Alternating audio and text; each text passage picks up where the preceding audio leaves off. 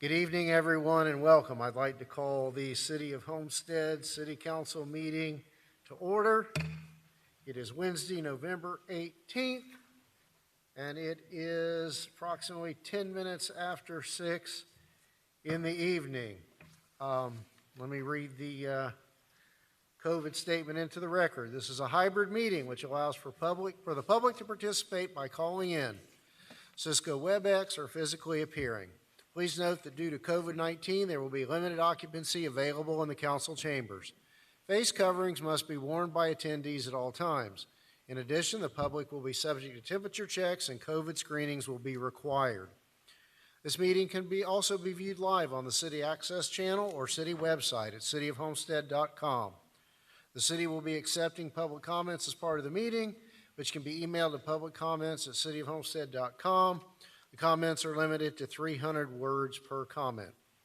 Public comments on a specific agenda item should include your name, address, and the item you would like to comment on. And those comments can be submitted up until noon the day prior to the meeting, in this case, Tuesday, November 17th, 2020, and will be reviewed by council as part of the record. General public comments should also include your name and address and can be submitted up until 30 minutes after the end of this virtual council meeting and will be included in the minutes. Further details and instructions concerning public participation in the virtual meeting are referenced in the City of Homestead Virtual Meetings Quick Start Guide located on the City website. If you don't mind, let's get back in the habit of rising and giving the Pledge of Allegiance with me. Thank you. Please join with me. I pledge allegiance to the flag of the United States of America, and to the republic for which it stands, one nation, under God, indivisible, with liberty and justice for all. Thank you all. Please be seated. Madam Clerk, will you call the roll, please? Councilman Roth? Here. Councilwoman Bailey? Councilman Shelley? Here. Councilman Fletcher? Here via phone. Councilwoman Ávila? Vice Mayor FAIRCLOUGH-STAGGERS? Here. Mayor Losner? I'm here as well. Thank you. Madam Manager, are there any additions, deletions, or deferrals? Yes, Mayor, could we please pull tab 5, car number 3041 from consent? Tab 5 or item 5 on the consent agenda? Tab 5, it's the amendment to the CDBG plan, car Okay. number 3041. So we'll pull that. Okay. Yeah, it's tab 5. Okay. Thank you. All right. Next item is the consent agenda. Do I have a motion for approval of the consent agenda?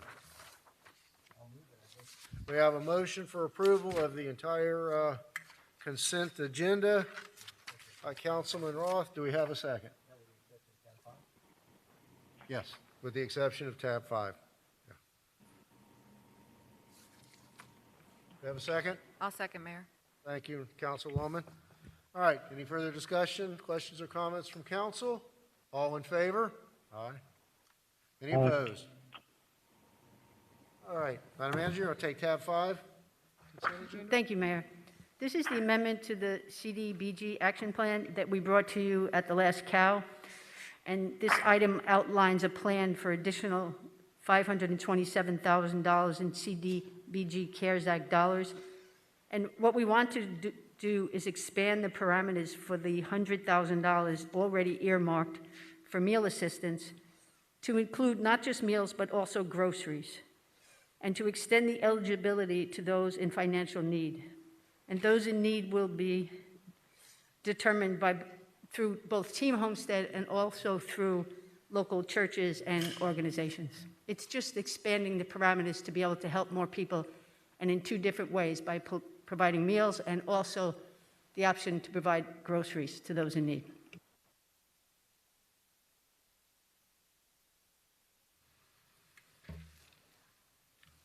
Okay, do we have a motion to approve? But if I may, Mayor, just read into the record how the language would be changed on the amendment to the CDBG plan. We need to change the language that was listed. I'm just going to read the new language. Persons who have COVID are at risk of contracting COVID or have been financially impacted by COVID may have difficulty obtaining regularly healthy meals. This includes the elderly, disabled, chronically ill, and their families. The city is in talks with meal providers to supply meals and/or groceries to this population. The meals and/or groceries would be provided free of charge to Homestead residents who are unable to procure their own meals and/or groceries due to their high risk and/or financial situation. Thank you. Thank you. Got ahead of myself. So, do we have any questions or comments on this, or a motion to approve tab 5 from the consent agenda? Councilwoman? It is so moved. Thank you. Okay. We have a motion and a second. Any further questions, comments? All in favor? Aye. All right, thank you all. All right, legislative matters. We're at tab 11, car number 2415, citywide credit card acceptance and service charge, convenience fee pass-through. Yes, Mr. Mayor, this is an ordinance for second reading. It's an ordinance of the City of Homestead, Florida, amending the city code by amending Chapter 2, Administration, Article 9, Finance, Division 5, Service Charges, by adopting a new section 2-531, Transaction Convenience Fees, to enable convenience fees to be charged when accepting payment for bills owed to the city by credit card, charge card, bank debit card, or electronic funds transfer, providing for severability, providing for inclusion in the code, and providing for an effective date. Thank you, Mr. Pearl. Questions or comments from council? Not appearing. All right. Do we have anyone online wishing to speak on this matter? No, Mayor. Is anyone here in the audience in person who would like to speak on this matter? I'll close the public hearing and ask for a motion for approval of this item. Move approval. All right, moved by Councilman Fletcher, seconded by Councilman Shelley. Nothing further. All in favor? Aye. Aye. Okay, appears it passed unanimously. Okay. Next item, tab 12, first reading of car number 3026, final fiscal year 2020 budget amendment. This manager? Thank you, Mayor. This is the annual true-up that we do every year. It's essentially a housekeeping item. In November of every year, the city has historically completed a budget amendment to the prior year's budget. The fiscal year 2020 budget amendment allows for the required appropriation of funds for the expenses of the department and/or funds. This is a customary part of the budget process, and the budget amendment allows for the budget to be trued up once all actual revenues and expenses are accounted for.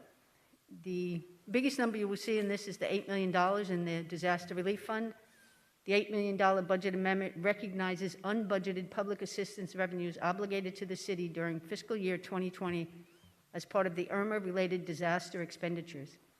In addition to funding fiscal year 2020 fund expenditures, the amendment appropriates funds to reimburse the general fund and electric utility fund for its prior year's contributions to cover the disaster-related expenditures. It also appropriates funds to temporarily cover the partial fiscal year 2020 funding of Homestead Station project. The second part of the amendment, while not resulting in an increase to the general fund's overall budget, is to move funds into the police department and legal department's budgets to cover over expenditures due to COVID-19 related overtime and project and litigation related legal expenditures. And with regard to the police overtime, we are still waiting for an answer for federal dollar reimbursement funds to fund a large portion of that expense. Staff recommends that Mayor and Council approve and amend the fiscal year 2020 budget as outlined in the staff memorandum. Thank you, Madam Manager. Are there any initial questions or comments from council? Okay, I'll open the public hearing. Is there anyone online or in the audience wishing to speak on this matter? No. Thank you. So we'll close the public hearing. Do you need to read the? I was just going to step in. Yes, Mr. Mayor, this was an ordinance of her first reading, an ordinance of the City of Homestead, Florida, amending the budgets for each of the several funds and departments of the city for fiscal years beginning October 1, 2019, ending September 30th, 2020, by increasing the total budgeted revenues and expenditures by $8,087,619, providing for a repealer, severability, and an effective date.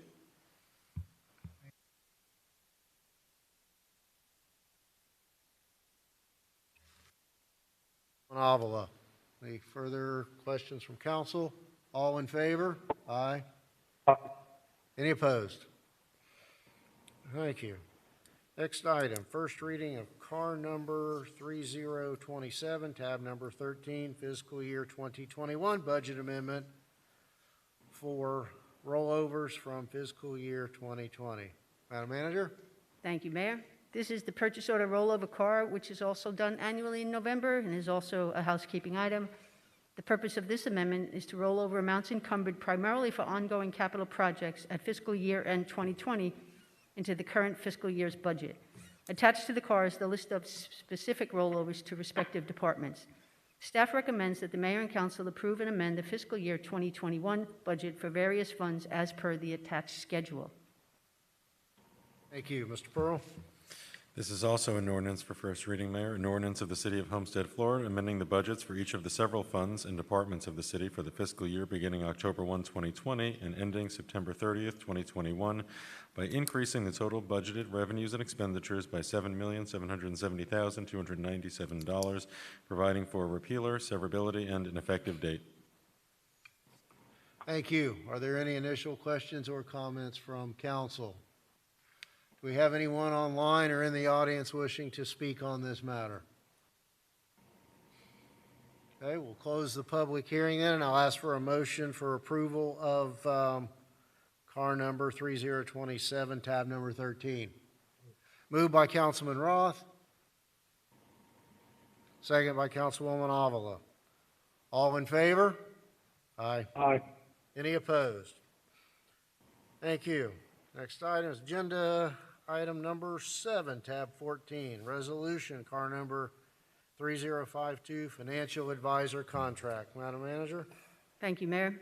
RBC Capital Markets, LLC, currently serves as the city's financial advisor and has provided services in connection with the Taxable Transportation System Revenue Bond Series 2017, the Homestead Station Project, the city's general obligation bonds for the new police building project, and renovations to the Seminole Theater, and with the loan financing for a portion of the new city hall. This agreement shall commence on the effective date and shall continue until September 30th, 2023, and may be renewed for an additional 3-year period upon the same terms and conditions, with mutual consent of both parties. The total value of this contract is based on the work being performed, and any fees incurred would be paid from the proceeds of any new bond issuance and/or refinancing. This item falls under professional services and is exempt from competitive bidding. Staff recommends that Mayor and Council approve the attached resolution authorizing the city manager to enter into an agreement with RBC Capital Markets, LLC, to serve as financial advisors to the city on an as-needed basis and within the established departmental budget. Thank you. Mr. Pearl? Yes, Mr. Mayor, this is a resolution of the City Council of the City of Homestead, Florida, approving an agreement with RBC Capital Markets, LLC, to serve as financial advisor to the city for a period of 3 years, providing for the adoption of representations, providing for an effective date. Thank you. Any initial questions or comments from council? Is there anyone online or in the audience wishing to speak on this matter? Seeing none. Okay, we'll close the public hearing, and I'll ask for a motion for approval of this resolution, tab number 14. Moved by Councilwoman Bailey, second by Councilwoman Ávila. Anything further from council? All in favor? Aye. Any opposed? Thank you all. Next resolution, tab 15, car number 3038, purchase of police vehicles and related equipment with financing through City National Bank. Madam Manager? Thank you, Mayor. This item is for the purchase of 26 police patrol vehicles. The typical lifetime of a police patrol vehicle is 8 years, 5 years on the front line of uniform patrol service, and following 3 years in secondary service. As vehicles are added to the secondary service pool, older and higher mileage vehicles already in secondary service are surplus. The Homestead Police Department's general policy for patrol vehicle replacement is 5 years or 75,000 miles. The total financing for the lease amount rounded will be $1,171,716 with annual lease payments for over 5 years for all equipment, and will be financed under the City National Capital Finance, Inc. Master Lease Purchase Agreement as per city's previous practices. This purchase is in accordance with Sourcewell contract 2020-120716-NAF, and Broward County Sheriff's Office Contract 18006AG. These vehicles and the related equipment purchased as part of the city's capital improvement plan and will be financed through City National Capital Finance Master Lease as part of the approval. In order to ensure that local vendors had an opportunity to participate in this purchase, the Procurement Division issued a request for information to local vendors and no responses were received. Staff recommends that the mayor and council approve the attached resolution authorizing the city manager to purchase 26 Dodge Chargers from the Allen J. Fleet Sales with related vehicle equipment from Strobes R Us for $1,167,530.44. Thank you, Madam Manager. Mr. Pearl? Yes, Mr. Mayor, this is a resolution of the City Council of the City of Homestead, Florida, authorizing the purchase of various vehicles for the police department, including 26 Dodge Chargers from Allen J. Fleet Sales with related vehicular equipment from Strobes R Us pursuant to City Code Section 2-411.1A5, exemptions from competitive bidding, providing for financing of all purchases pursuant to the City National Capital Finance, Inc. Master Lease, providing for implementation and providing for an effective date. Thank you, Mr. Pearl. Any initial questions or comments from council? Is there anyone online or in the audience wishing to speak on this matter? Okay, we'll close the public hearing. Do we have a motion for approval of tab number 15? Moved by Councilman Roth. I have a second from Councilwoman Ávila. Any further questions or comments? All in favor? Aye. Aye. Any opposed? Thank you. Next item, tab 16, car number 3021. Use the uniform method of collecting non-ad valorem special assessments. Madam Manager? Thank you, Mayor. In order to improve the collection method for services connected to residential properties and in an effort to increase the reliability and consistency of account receivables, the city would like to proceed with the steps necessary to establish the uniform method of collecting non-ad valorem special assessments. This request is for the approval of a resolution to commence the process necessary to establish through Miami-Dade County the collection for stormwater services, solid waste services, recycling services, and hurricane recovery fee. It takes a number of steps over the course of many months to complete this process. Approval of this resolution tonight does not bind the city to adopt this method of collection. The city can rescind this decision at any step of the process by resolution. This method of collection will not impact current service fees charged to residents. One of the reasons is to protect the city from losses right now. Right now, there's probably about $1 million in delinquent fees due, but we estimate maybe 10% of that or 20% of that would actually be a loss to the city, which would be about $100,000 or $200,000 a year. So on the low end, it may average about $100,000 a year.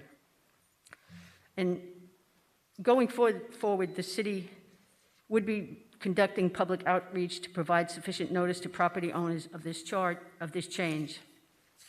So staff is recommending that the mayor and council approve the attached resolution electing to use the uniform method of collecting non-ad valorem special assessments levied within the incorporated area of the city for the cost of providing stormwater services, solid waste services, recycling services, and hurricane recovery services. Collection of the non-ad valorem special assessments will be via the annual Miami-Dade County tax billing. Thank you, Madam Manager. Mr. Pearl?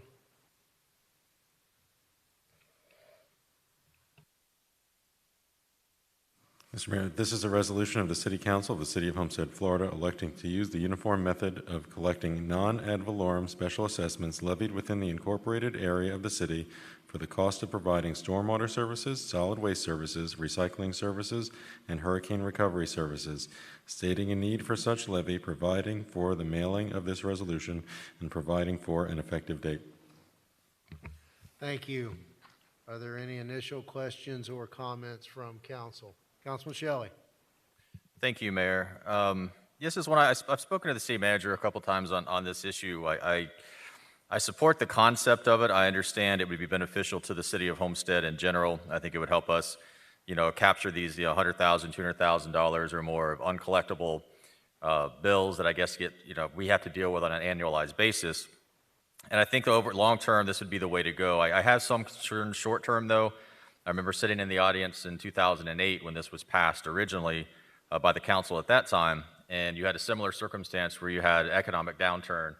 In that case, it was already well underway with the housing crash. And this time we're still on that front side where this could go badly or it could go okay as far as the COVID economic downturn and how long it's going to last and how bad it's going to be. But you have a similar circumstance where what happened at that time is you had a lot of the residents come forward, and the issue was the effect that this would have on their escrows. So anybody that has a mortgage had the issue where once this goes onto the property tax bill, there's not a sufficient amount of monies being taken out on the escrow side of things. And so the first time it hits, you get a notice from your mortgage company saying you now owe, this amount of money to cover this new amount that was unforeseen. And then, oh, by the way, in order to make sure that we don't have a deficiency going forward, we're also going to now assess you a fee that's likely higher than what you normally be assessed on a monthly basis, so that there's a cushion there in case that this increases, because again, the mortgage company doesn't know exactly how this is going to play out. And so that became an issue for all the residents that particular time frame because of the economic downturn, in that they were concerned about this additional monies, unexpected monies that were coming before them and they were going to have to pay. And so it's that year one, year two concern that I have. Long term, I think this is the best thing for the city going forward. So I have some reservations. I do have one question, I guess, for staff, and that is, this is a long process, as you pointed out, but when do we vote on this again? Is this our first time we vote on this, and then from here on out, everything else looks like it takes place kind of as a matter of course, and then I guess obviously it'll come before us at a budget hearing for the final. But is there anything else, any other process along the way where a vote of no would stop it in its tracks, or does it require a affirmative action by us to actually stop the process once we initiate it tonight? Councilman Shelley, the action you take today, after this, you really don't need to take any other action until the budget process goes forward.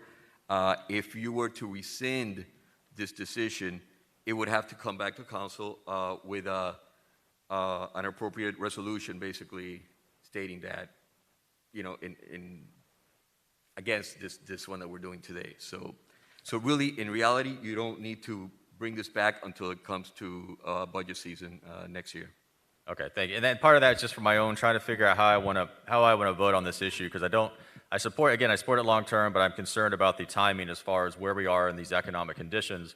And so if I could vote on it tonight and then know that I would have a second bite of the apple to vote on it again, or had to vote on it again, and it could better assess the economic conditions of the community at that time, then I would be more apt to vote yes tonight, knowing that I had a chance to stop it, whether I could individually or not, but at least I could vote my conscience at that point. But it sounds like I don't have. This is kind of a one and done unless we take an action to stop the process. So I may vote against it tonight just because of my concern short term. So that's all. Thank you, Mayor. One of the things, Councilman, I wanted to mention, like you had mentioned, that people would be confronted with the unforeseen costs the first time around. So one of the things we do want to do is have some sort of program where we can educate people that this is coming, this is going to happen. It's not an increase in anybody's taxes or anybody's fees. It's just kind of moving when they're going to be paid. So to your point, if there is a lot of pushback, and we would just come back and you could, as Julio said, rescind the resolution by resolution.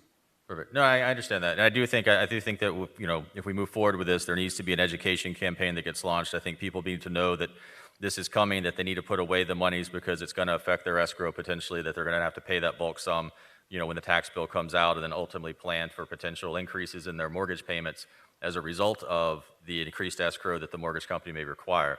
And as long as they plan for that, I think it'll be okay. It's just my concern is what are the economic conditions going to look like is this particular year. I think we should have done this, 2 years ago, 3 years ago, when things were in much better condition economically. But it happens to come before us now. But I do think it's a good thing overall for the city. Thank you. Thank you, Councilman. Council?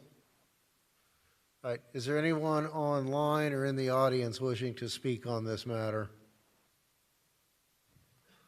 None online. All right, thank you.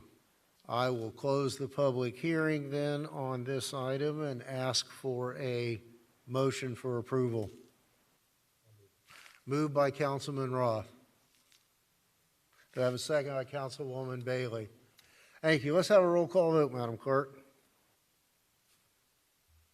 Councilwoman Bailey? Councilwoman Avila? No. Councilman Shelley? No. Councilman Roth? Councilman Fletcher? Yes. Vice Mayor Fairclough-Staggers? Yes. Mayor Losner? Yes. The motion carries. Thank you all. And, yeah, I agree, it was in the package, and this is going to take a real long-term educational process, and I do agree with Councilman Shelley. We do have the opportunity to evaluate the big economic picture come next August and act accordingly at that point. And certainly, Councilman Shelley, long-term, it is certainly in the best interest of the city to have a way to enforce the collection of those matters. So, thank you all. Okay, so we are now at tab 17, car number 3055, DERM Interim Site Assessment Guidance. Madam Manager? Thank you, Mayor. On October 7, 2020, the Department of Environmental Resources Management presented its interim site assessment guidance for former agricultural sites to the Miami-Dade County Agricultural Practices Advisory Board. The interim guidance would impose stricter requirements for sampling and testing than those provided for by the state of Florida's Environmental Waste Management Program, and would impose costly and potentially unwarranted sampling and testing without regard to the specific historical uses of a property. Staff recommends that the Mayor and Council approve the attached resolution in opposition to the Department of Environmental Resources Management proposed interim site assessment guidance for former agricultural sites dated September 16, 2020, and to authorize the city manager to distribute this resolution to the appropriate authorities at Miami-Dade County, DERM, and the Dade County Farm Bureau. Thank you. Mr. Pearl?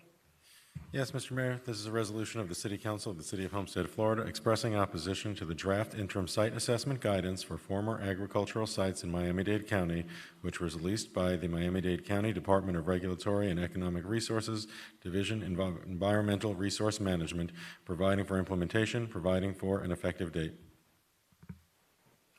Thank you, Mr. Pearl. Any initial questions or comments from council? No. Do we have anyone online or in the audience wishing to speak on this matter? No. None noted. We'll close the public hearing, and I'll ask for a motion for passage of this resolution, tab 17.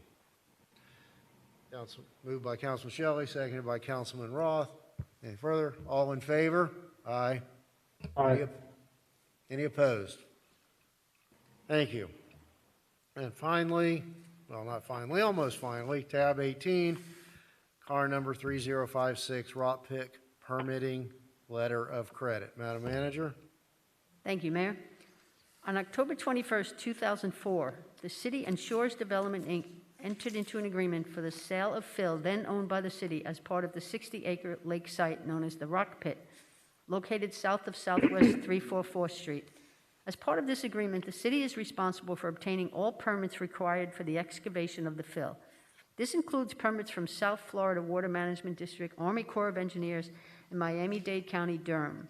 In order to issue a permit, DERM requires the city to post a bond or a letter of credit for an amount to be designated by the county. As per the agreement and as the property owner, the city is responsible for the submission of the required bond or letter of credit.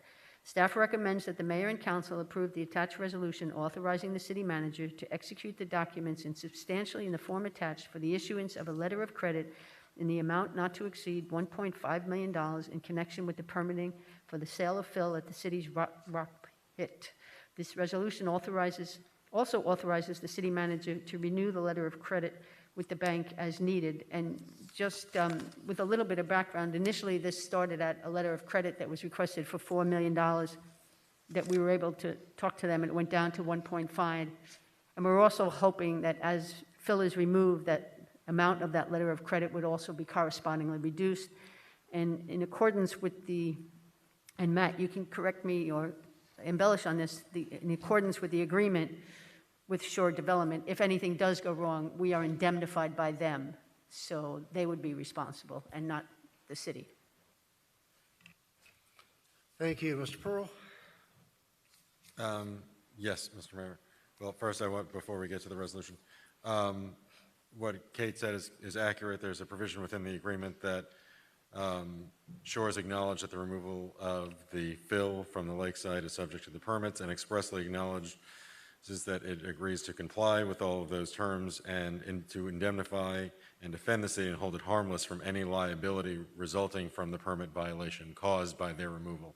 So that's specifically in the agreement that we have with Shores as a layer of protection in the event that there should be a violation of the permit. Thank you. Now read it by title.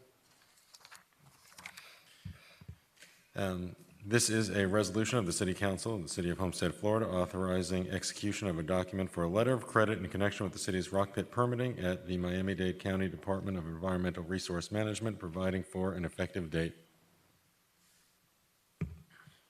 Thank you. Any initial questions or comments from council? Do we have anyone online or in the audience wishing to speak on this matter?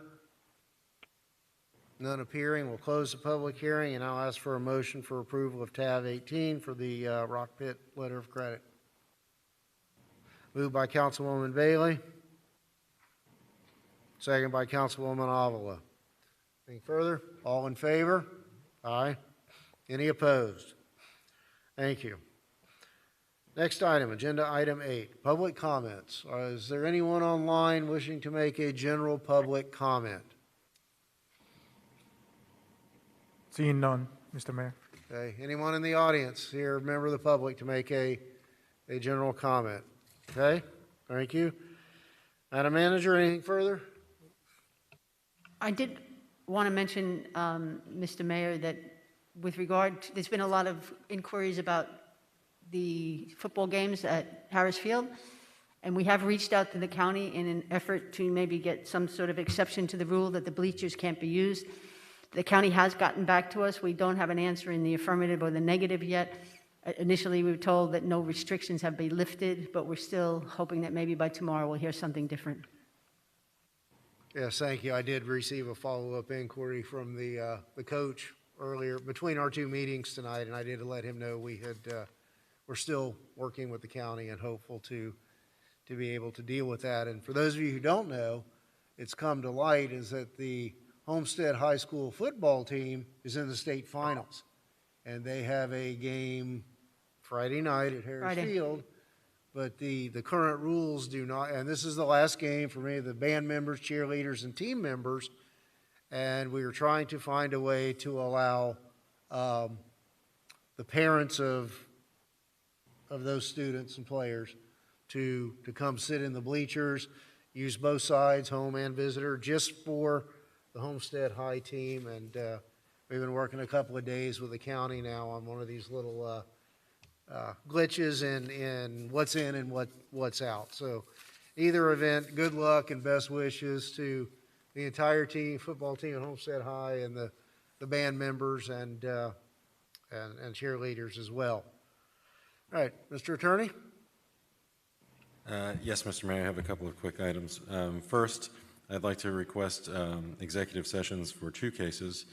The first is Ackerman v. City of Homestead, case number 118 CV 21701 in the Southern District of Florida.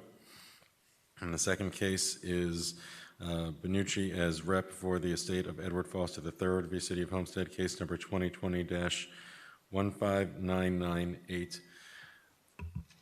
So with your permission, I'll schedule those at our, based on your availability.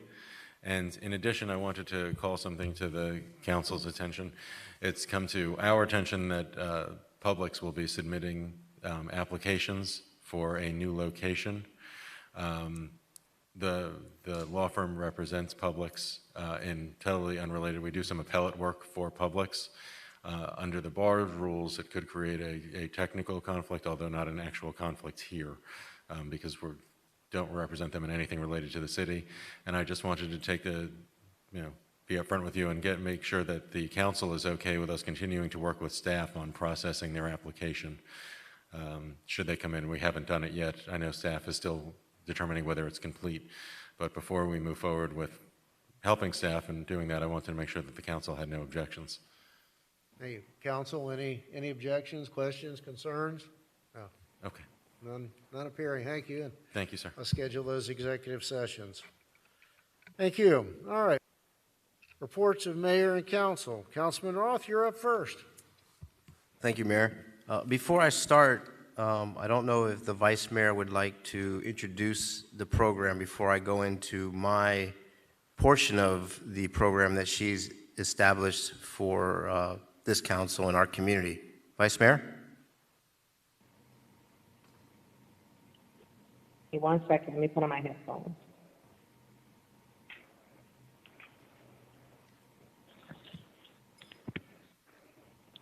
Okay, can you hear me? Yes. Oh, okay. So I'd just like to first thank my colleagues for engaging in these courageous conversations as it relates to race, equity, and access. And for the past couple of months, we've had some robust conversations as it relates to how in the city of Homestead we can help to decrease the disparity and systemic racism that many communities of color have experienced in the city of Homestead. So we've tackled several areas: education, mentoring, health, home ownership, and having more deeper conversations about what would that look like in the city of Homestead. So each of us took a different topic and did a lot of homework and met with our respective boards to determine what are some action steps that we can take to move forward with parity and bridging the divide that many in the African American community has experienced.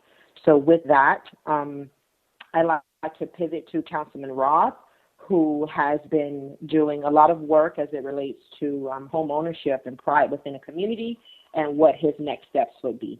Councilman Roth? Thank you.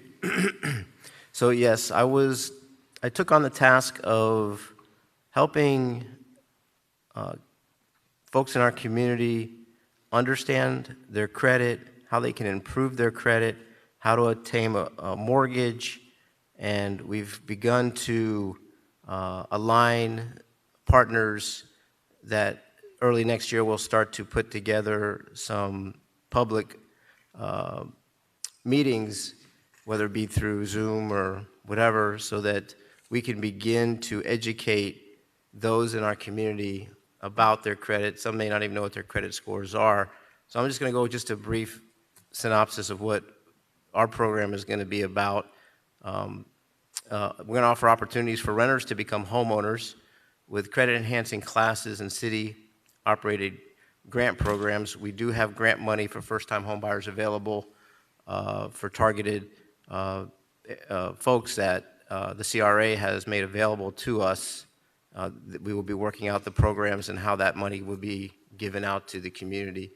Working with the community to set realizable compliance schedules and fees for home business owners to remove blight from buildings. So one of the topics that I took some time to explore was code enforcement in some of the blighted areas. And we're working with code to see if we can help make it easier for them to enforce things so blighted properties aren't on the books as long, so we can take affirmative action quicker. And the whole process of the home ownership and helping clean up that community is to restore the pride with home ownership so that those that are renting become homeowners in our community. And we feel that by helping them and assisting them to obtain their own personal properties, they'll take more pride in the neighborhood, the block they live in, and in the community. And we'll partner with some other boards to organize community cleanups and city beautification projects. And to add what the Vice Mayor said, this is a collaborative effort between all of us up here. We understand the need. We understand that we're in a position where we can help others, and that's what we intend to do. but it takes a partnership between us and the community. It can't be all of us doing all the work. We want to put some of the responsibility and the onus on those that want to lift themselves into homeownership, into becoming community leaders in the future, and in teaching them about their financial responsibility, what credit means to them now, and what it means to them in the future. That's what I have as far as that goes. If anybody wants to reach out to my office, they can.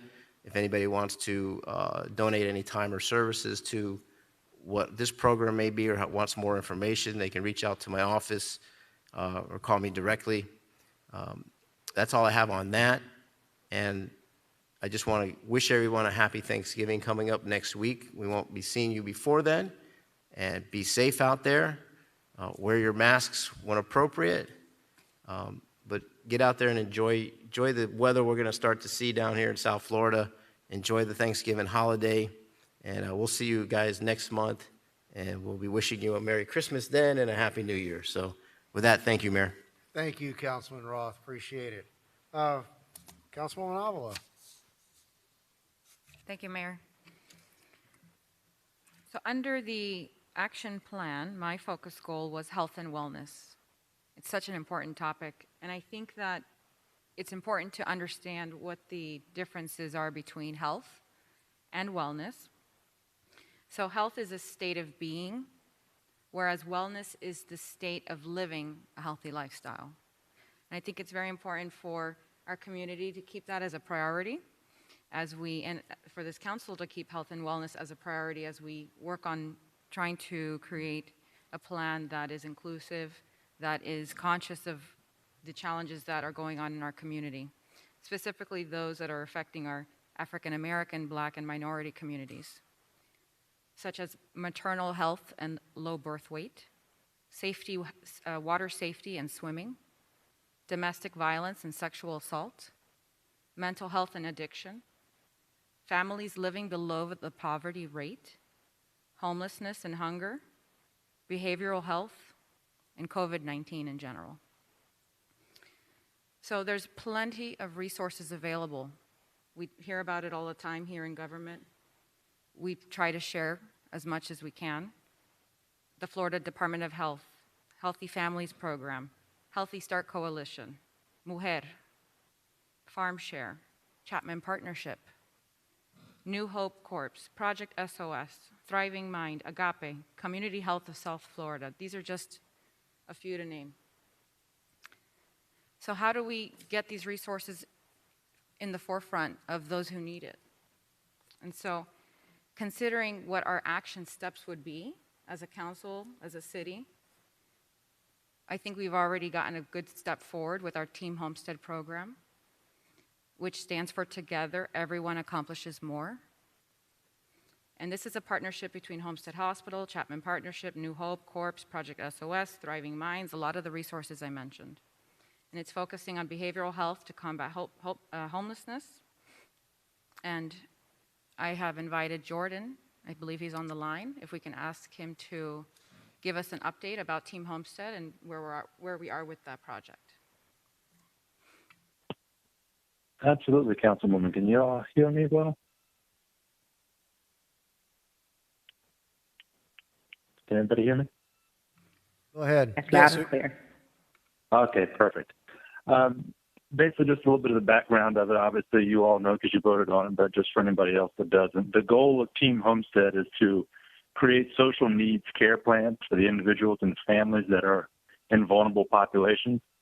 Ultimately, the safe sharing of this information through the community platform will accompany these individuals through a more effective continuum of care. And the best way to be able to think about a continuum of care is the timeline of your health. Studies have shown that 60% of your health is what happens outside of the actual point of care, which is if you actually were with your doctor.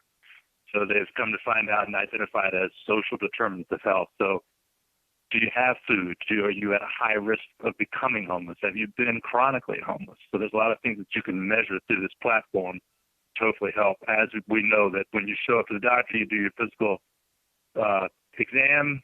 Sometimes you got hypertension, you got blood pressure, and maybe that's going to require you to lay off the sodas, actually go for a walk every once in a while, eat a little bit cleaner. So there's obviously things that you need to be taking care of outside of the point of care. So that's the reason why Homestead Hospital is so involved with the process, because they know that there's a lot of folks out there in our community that do need a lot of health and wellness access. The stakeholders that have completed the network participation agreements so far to be a part of the platform are the Homestead Hospital Clinic, Project SOS, Chapman Partnership, Jewish Community Services, Florida Impact to End Hunger, New Hope Corps, Catalyst Miami, and Christ Fellowship. We've presented to and are still in talks with CHI, Agape Network, and Together for Children, which, if you all don't know what Together for Children is, they are a coalition of about 32 community organizations that work in collaboration with one another throughout Florida City, Naranja, and also Homestead. Signify, as a timeline of events of what we've done this year, Signify had already built out the platform, and we were having our first training session to get all the community organizations and those end users to actually be trained on the software, and they were going to be using it on a daily basis. We did that training session on March 10th, and then 7 days later, a full-blown COVID pandemic hit everybody. So we're brushing it off again as of now in the last couple of months to be able to get people back and involved and make sure that they're actually utilizing the software. With respect to the meal program that we were talking about earlier, the game plan for the meal program with Team Homestead is to have Homestead Hospital's community clinic identify individuals who have been adversely affected by COVID-19 and possess a food insecurity. That individual, once they are identified, will be referred through the Team Homestead platform to the city's procured meal provider. I have been told that Homestead Hospital's clinic has about 100 people to 150 people that they've already identified that could definitely utilize that service. That's all I got, Councilwoman. Thank you, Jordan. So basically, Team Homestead is a platform that is a partnership with Homestead Hospital, and it connects those who walk in through those doors with resources. And I think that's a great start. But I want to invite the council to consider, I know not now, I know we don't have anywhere to find money for it, but if we can consider some type of community outreach liaison dedicated through the city to work with Team Homestead. Other municipalities have this. And I think that would be our action step in connecting the various resources in the community to our residents and getting them ahead of them walking into those hospital doors. So being more proactive instead of reactive. So there's a lot more to discuss on that and how that could be built out and what the right goals would be for that position. But I think there's some really phenomenal people that are in our city that do that kind of work in the nonprofit sector, but we're just not getting the impact that we could get if we make it a priority and we make it a conscious effort by the city as an action step. The second leg on this plan that I have is to continuously promote and engage our nonprofit sector. The Homestead Outreach Team, Kiwanis, Rotary, Seroptimist, the Women's Club of Homestead, the Mexican American Council, Big Brother, Big Sister program, Team Kareem for water safety, and there's many more. We have so many nonprofits and civic leaders here in the community. I'm proud to be part of some of them. Let's keep them at the forefront of our engagement in the community so that we can expose them more and make their resources available. There's a lot of funding that goes through them, a lot of outreach that they can help us with. And then the third leg, it was our partnership with the YMCA. As you know, that's kind of on the outskirts right now.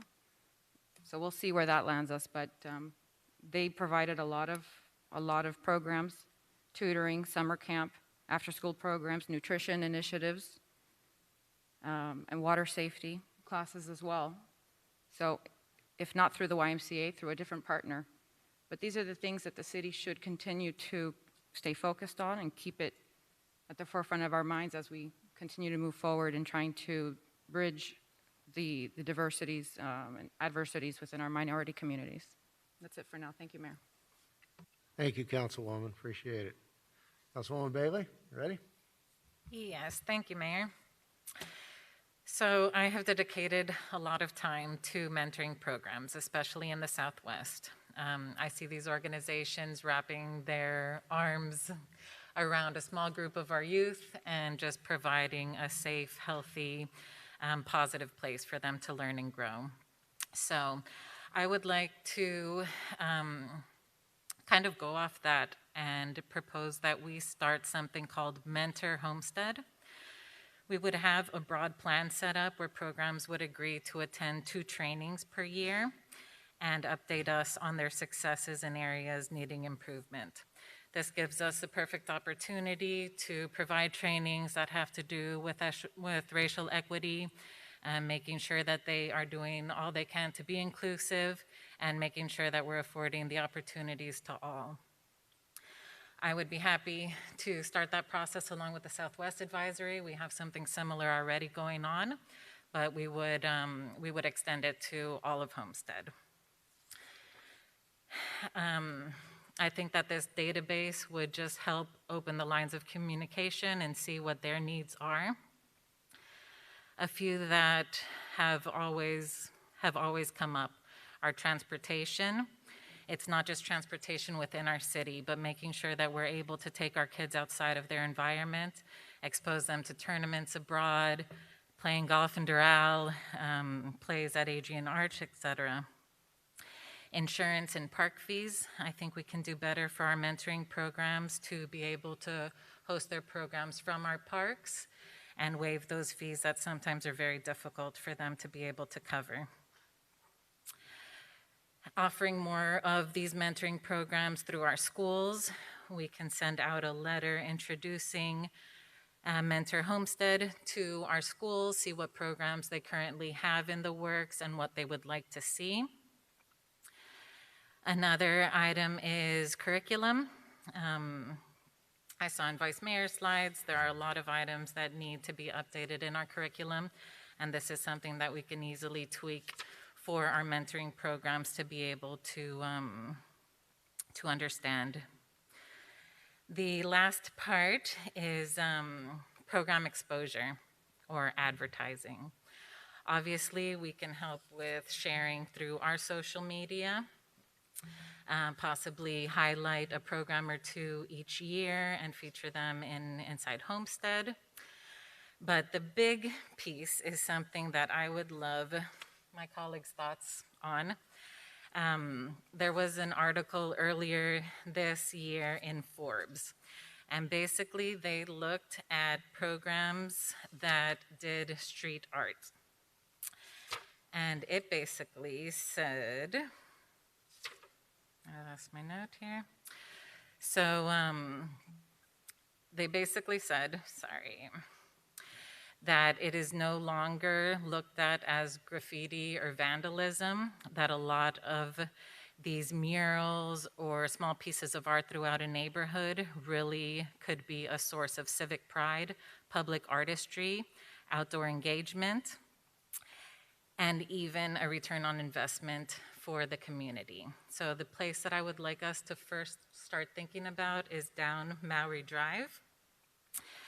Kix is interested in doing something on the concrete wall that is next to their building. It would be a 7 by 12-foot mural of these beautiful, colorful origami cranes with an MLK quote that says, "Be the peace you want to see in the world." So the idea would be for these mentoring programs or organizations that are doing great things in the community to be able to express themselves, to have the kids be able to walk by and say, you know, I had a piece in that. And to just add a little more beauty, I think it fits really nicely with revitalizing our downtown, that we could extend things and consider that. So that is what I have for now. Thank you, Councilwoman Bailey. Appreciate that. Councilman Shelley? Thank you, Mayor. Yeah, to kind of, I guess, touch base on the diversity action plan.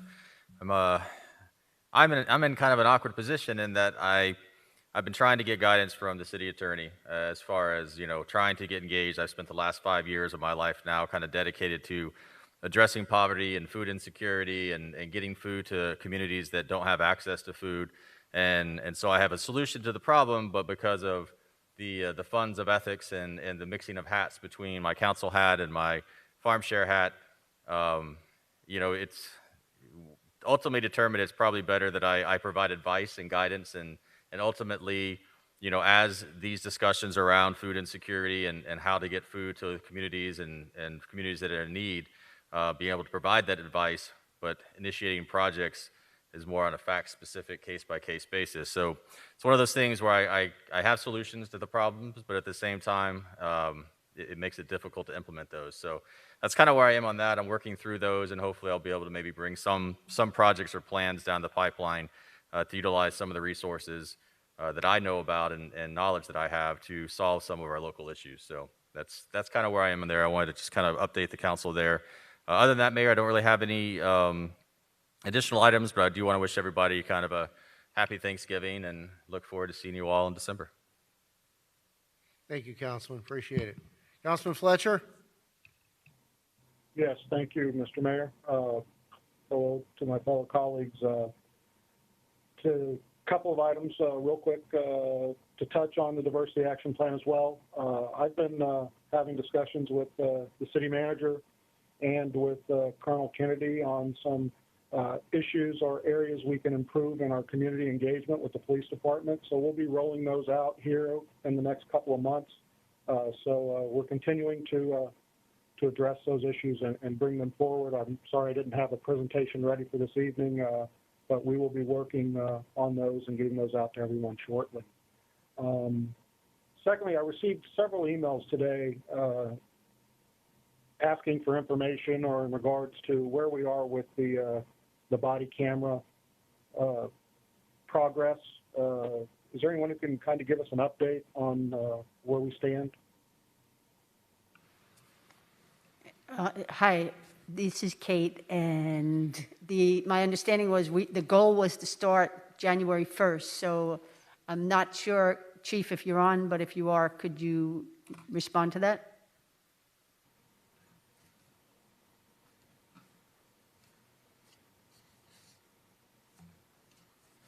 So not hearing anything, let's Well, Councilman, I'll get an update, but my understanding is it was full speed ahead. I have not heard anything that was slowing that process down. So again, their goal was to get that thing up and running by January 1st, and I did receive an update from them about a week ago wherein they had received the equipment and they were working on putting things together to get it done. Okay, yeah, if you could just provide us, a brief update via email or what have you, so we have some information we can pass on to the citizens of Homestead who are requesting that information. That would be great. Will do.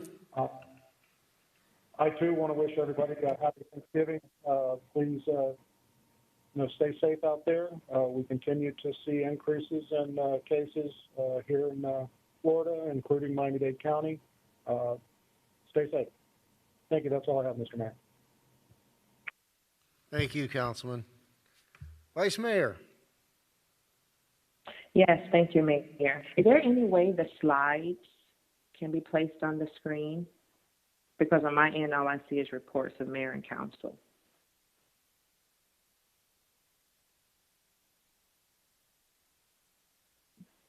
Is that possible, Kate? We're checking, Vice Mayor.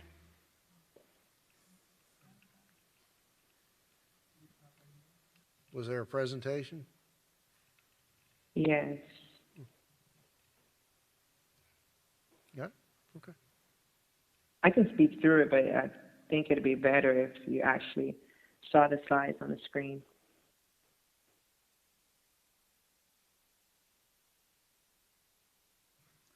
We It appears that we're not able to do that, Vice Mayor. Okay, that's fine. That's fine. I'll go through it. Okay. The area that I've been focusing on, along with the Education Committee, who has put in a lot of equity into devising our next steps in the area of education. And it's no secret where we are in our country and oftentimes in our community. And when I think about the racial tension, the strife, and the systemic racism that we've been hearing a lot, I think about a bridge and what we can do to build bridges as opposed to tearing those bridges down. So as it relates to education, there will be several iterations, several phases of our approach to racial equity, access, and inclusion, and this is just phase one. At each of our subsequent council meetings, I will be sharing with you what our next steps are as it relates to the phases and where we are in this action plan. So a couple of the items tonight will focus on children and what we can do to provide a better on-ramping to the educational experiences when students transition to the schoolhouse models.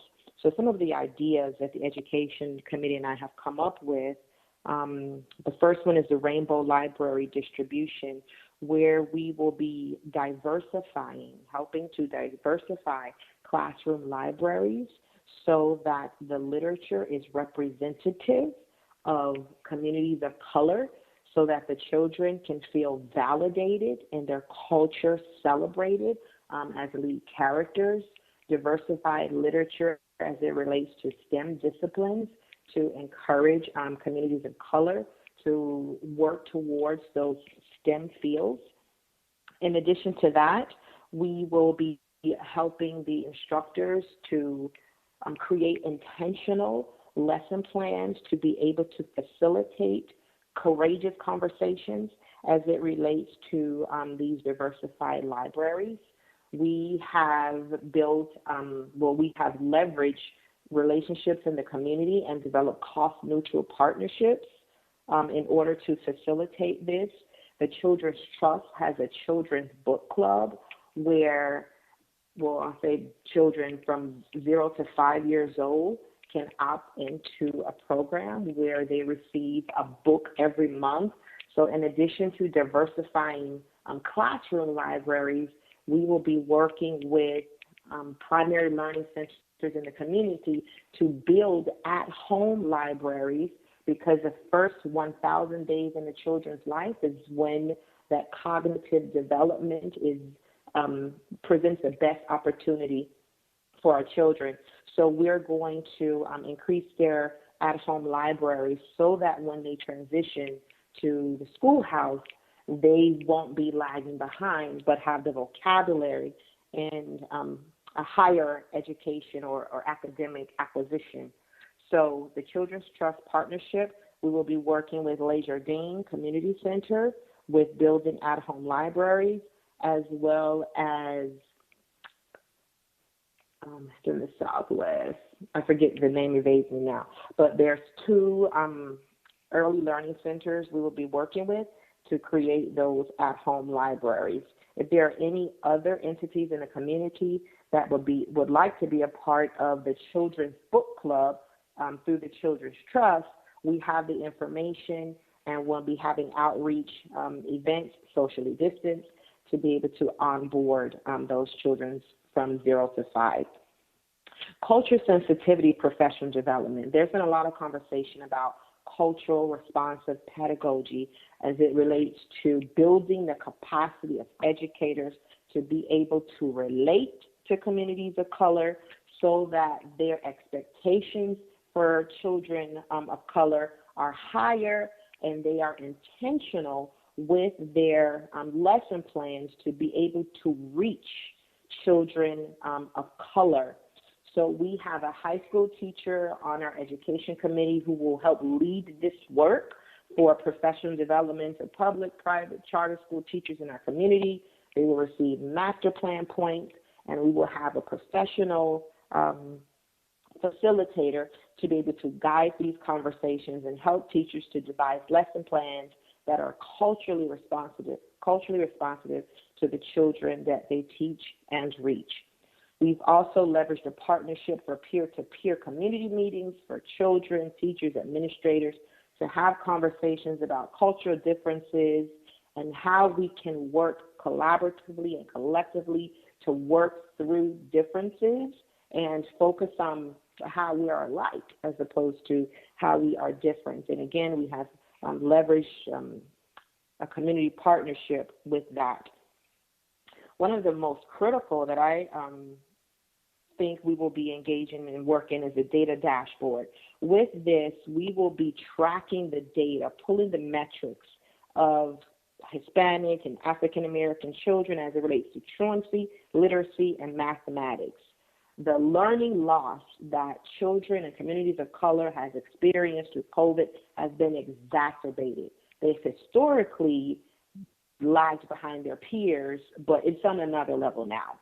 The children aren't in school, they're not learning. So we're going to be tackling truancy and providing attendance incentives to make sure that children are showing up in the building and they're showing up online, because the attendance rates for children experiencing 10 absences or more are excessively higher than what we've experienced in the past.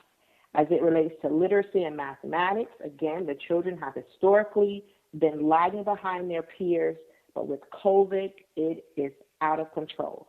So we'll be working with the school district, schools, public, private, and charter to provide resources on how to decrease the academic learning loss and to fill those gaps so that we can work on abating and mitigating the learning loss indices that children in our community have faced. This is phase one. For phase two, we will move on, well, we'll be working on it simultaneously, but phase two will transition to what we can do to support families, to support parents, to be able to support their children, and assisting families with getting their GEDs, if they don't have their high school diplomas, so that they're in a better position to assist their children. As mentioned earlier at our subsequent council meetings, I will be bringing updates on where we are and what our next steps will be. So with that, that's just the abridged version of what we will be focusing on the education component. And I'd like to thank all of my colleagues for the work that you have invested in this. I don't know if there's another municipality that has taken a deeper dive into supporting our communities of color, and I just want to extend a debt of gratitude to you for the sweat equity that you have put into this work. You've really leaned into it, and I'm just so grateful to work with a very supportive group. And I'd like to wish everyone a happy Thanksgiving with your families. With that, I rest, Mayor. Thank you, Vice Mayor. Mayor, if I may, the PD is on. They tried to speak but couldn't be heard, but they texted me and they said that the equipment is continuing to arrive at PD. They're making significant progress. They've set up the office. They're getting ready to move the personnel into those two positions, and they're still looking to start the program the first week in January. Good, thank you. Appreciate that update. All right, my portion of the Racial Equity Inclusion Action Plan was to deal with commercial development, business development, and most importantly, related to that, job creation. Jobs are needed throughout this community, no more greatly than they are needed within our own African American community. And listening to the presentations tonight, it reminds me and reiterates that the underpinnings of code enforcement, a clean, safe, and attractive neighborhood with educated adults and children, all with a workforce, will spur a whole diversity of businesses to come to Homestead. And even throughout this pandemic, those who I know have made inquiry about finding properties in our community, in our Southwest community in particular, for all manner of businesses, I'm heartened that with the opportunities that we have, with the opportunity tax zones to bring together those developers who are world class, that know Homestead is truly the last frontier, to come here as well as the individual people. And I think one of the best examples was the Christmas decoration warehouse that we approved a couple of weeks ago. I just happened to run into that architect, and they're moving forward, and they're very, very glad to be here in Homestead. I had a call today from someone looking for property to stop becoming a tenant and to become an owner of and expand their own local agriculturally related business. And certainly more recently, and on two fronts, and first I'll address this business and job creation, is that at her swearing in yesterday, our new Miami-Dade County Mayor, Daniela Levine Cava, committed herself and the resources of this county to be allocated toward targeting the enhancement of not just business opportunities for African American businesses, but the creation of African American businesses. And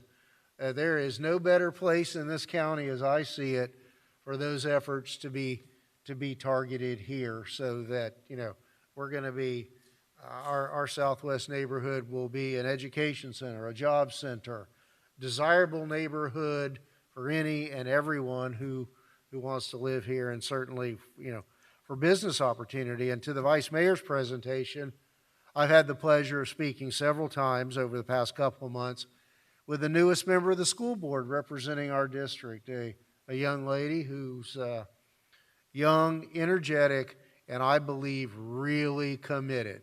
My opinion, first time in many, many years, our community will have a school board district member who is ready to do more than give lip service and create appearances. She has already hit the ground running today at their first school board meeting. I know she's ready to come down here, and it doesn't take long in conversations with her to know that she is just brilliant and very creative. So, you know, Vice Mayor, I know that we have some real colleagues both at the school board and at Miami-Dade government to achieve all of these levels of this action plan, to be the kind of community for everyone that we need to be. And I too look forward to bringing in, you know, inquiries and those who are really interested in truly building up our community, so that we can be the next Wynwood, the next example of how to do things right. Thank you, Vice Mayor. It's going to be a very busy but yet productive year on many different fronts. One other item I needed to address tonight is that the City of Homestead is seeking to appoint up to 3 special individuals to serve as special master for code compliance. And I know, Councilman Roth, you know code compliance is near and dear to my heart. The code compliance hearings are held the first and third Thursday of every month at 2 o'clock here, or maybe virtually still. All special masters must be residents of Homestead or owners of business or property within the city limits. So if anyone's interested in serving for an initial 1-year term as a special master manager, should they contact you or Crystal in the Code Enforcement Department? Crystal in Code Enforcement, Mayor. All right, so for those who are interested, Madam Clerk, if you could put this on the website as well, some indication of this. Crystal Oliveri, the Code Compliance and Enforcement Manager, the City of Homestead Police Department, for anyone who would be interested in serving the community as a special master. And oh, by the way, you're not a city employee, but you're paid $75 per hearing to serve as a special master. And once we can all come together again, over the course of the pandemic, a former member of this council, a man who's in his late 80s, who's lived here all his life, decided to resign after many years as special master. And I hope that we can bring Bobby, former council member and recently resigned special master, Bobby Shiver, into the chambers and honor and thank him for his years of service to the community. And with that, I'll add happy Thanksgiving to everyone. And something you said, Councilwoman, triggered something. Thanksgiving will come and go. Christmas is coming very quickly. The pandemic is not. And it occurred to me in terms of the food distributions that, you know, if we could bring together the service organizations and the not-for-profits and the charities in our community and really have some coordinated efforts so that we're not duplicating efforts, so that more of those truly in need in our community can be served by the organizations that all of us are involved in, and by the city of Homestead to really help ease the pain and burden of this pandemic in the upcoming holidays. Well, I would love to, work with you on bringing those together rather than a lot of little efforts, maybe, some more coordinated efforts. So, thank you. And with that, if there's nothing further, do we have a motion to adjourn? Moved by Councilman Ross, seconded by Councilwoman. All in favor? Aye. Thank you all for being here tonight.